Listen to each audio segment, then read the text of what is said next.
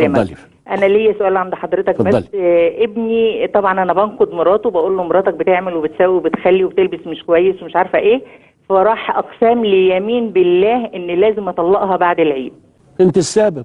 طب اعمل ايه طيب؟ انت السبب. ما انا بقول له انت شحنتيه يا ام احمد شحنه سودة. تنخديها ليه يا ام احمد؟ ما هي زي بنتك بالظبط، وبنتك بتلبس لا، برضه. هي بتلبس لبس. ما بنتك بتلبس يا ام احمد. انت ما عندكيش بنات يا ام احمد اكيد؟ معايا 3 بنات واتجوزوا؟ متجوزين والحمد لله. ترضي ان في واحده فيهم حماتها تقول لجوزها مراتك دي قله الادب، ومراتك دي بتلبس ضيق، ومراتك دي بتبين كذا بقول له بتعمل حاجات مش سؤال صغير بس. لا جاوبيني، قولي اه او لا. انت توافقي؟ لا، ما طبعا. لا يبقى لا طبعا على مرات ابنك برضو. انا بالنيابه عن ابوها وعن امها اقول لك لا طبعا برضو. ابنك لما يقسم بالله انه يطلقها هقول له هيبقى عاصي لو طلقها. ومش من برك يا ام احمد ان هو يسمع كلامك ويطلق مراته. هو اللي ياخد قراره بايده، والمفروض هواري وفاين العلاقه اللي بينك وبينها. لا قدر الله الا اذا احتجتي وكنت تعبانه هي تخدمك عشان معونه له، لان هو جوزها وانت ام جوزها اللي ولدته وتعبت فيه.